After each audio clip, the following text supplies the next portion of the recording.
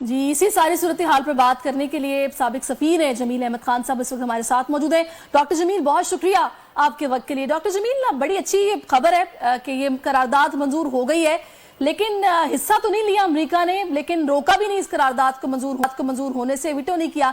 मुझे ये बताइएगा कि आखिर वो कौन सा प्रेशर है जो अमेरिका को रोके हुए है कि वो खुलकर मुखालिफत नहीं कर रहा इसराइल की?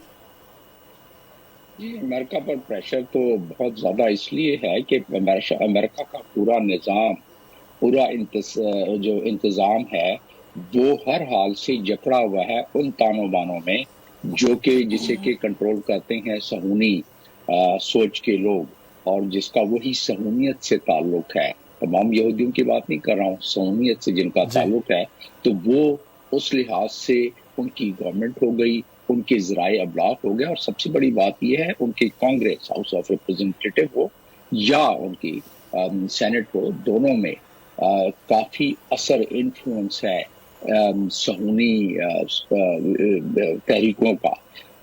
अब से नहीं है, ये बहुत पहले से है, और यही वजह है कि इजराइल दमदमाता फिरता है पूरी दुनिया में।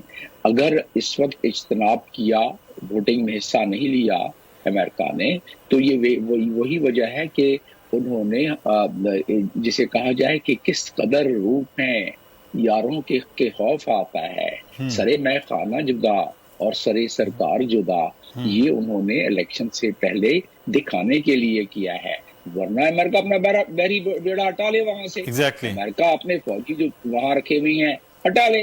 अमेरिका वहां कोई 35,000 टन जो बम भेजे हैं अमेरिका ने, उसको भेजना बंद कर दे।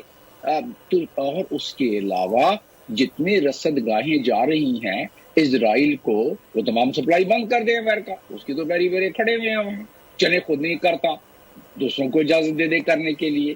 तो बात ये है कि ये सारी की सारी दिखावे की बातें हैं। बहरा एक अखलाकी तौर पर, क्योंकि दुनिया की ताकत और सकत, देखिए अगर आप यूरोप से जो उन्होंने अखलाकी ताकत दिखानी थी मुजाहरों के जरिए, या जो इस रेजोल्यूशन के जरिए, या जो इमदाद के जरिए वो दिखाते रहे, उससे ज्यादा उनकी सकत है नहीं, क्योंकि वो तो नेटो की मेंबर्स हैं ज्यादातर।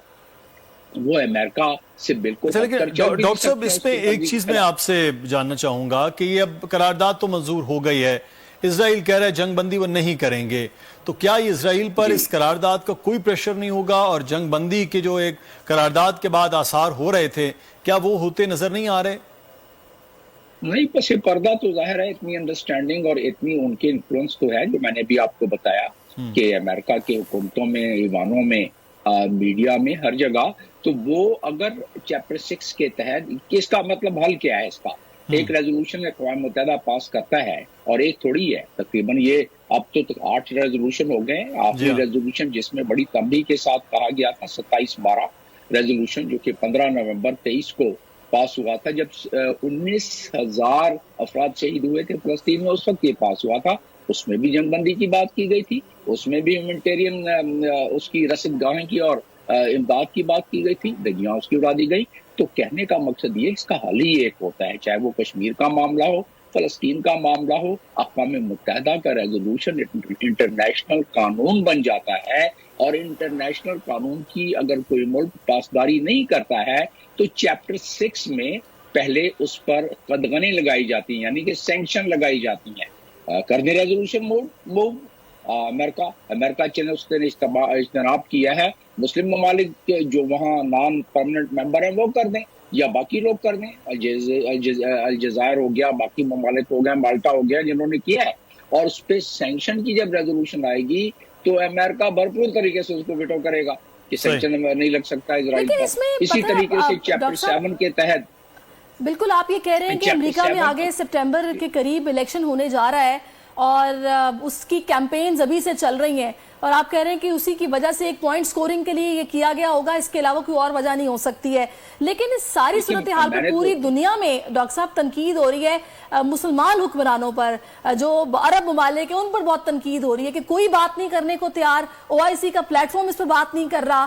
तो इस तनाजुर में आप किस तरह देख रहे हैं? आप देखिए, ये तवक्कुआत तो अब करना हमने छोड़ ही दी, क्योंकि मैंने कई मरतबा कई प्रोग्रामों में बताया है کہ جو OIC کا چارٹر ہے اس کے پریامبل میں دیا ہوا ہے کہ اسرائیلیوں کا ساتھ دیا جائے گا، اور یہ جو OIC بنائی گئی اس کا ایک سب سے بڑی وجہ یہی تھی. اور اس کے بعد ان کے آرٹیکل 18 میں دیا ہوا ہے اور ایک خاص اسسٹنٹ سیکرٹری جنرل مقرر کیا گیا ہے کہ اس معاملے کو اپنا فلسطین کے معاملے کو ہمیشہ اٹھایا جائے گا. اور اس سے ہٹ کر بات جو سربراہوں کی اجلاس ہوئی تھی اس میں پہلے اسی معاملے میں، تو انہوں نے تو بس آمدن گفتن برخاستن کیا سینکشن لگایا، اپنے پلیٹ فارم سے تو لگا سکتے تھے، لیکن 2 قسم کے سینکشن ہوتے ہیں. ایک اقوام متحدہ لگا سکتا ہے، ایک کوئی ملک لگا سکتا ہے، ایک کوئی گروپ لگا سکتا ہے. جیسے یہ آرگنائزیشن ہے OIC آرگنائزیشن، یہ اقوام متحدہ کی چارٹر اور چیپٹر 8 کے تحت بنی ہے. اس کی اقوام متحدہ کی طاقت وہ کہیں گے کل سے ہم تمام بائیکاٹ کرتے ہیں، تمام رصدگاہیں بند کرتے ہیں، کیونکہ وہ رصدگاہیں ساری عرب ممالک کے سامنے سے گزر رہی ہیں. تو دیکھیں کہ کیسے اسرائیل گھٹنے ٹیکتا ہے، لیکن امریکہ بیچ میں آ جائے گا، اس کا بحری بیڑا کھڑا ہے.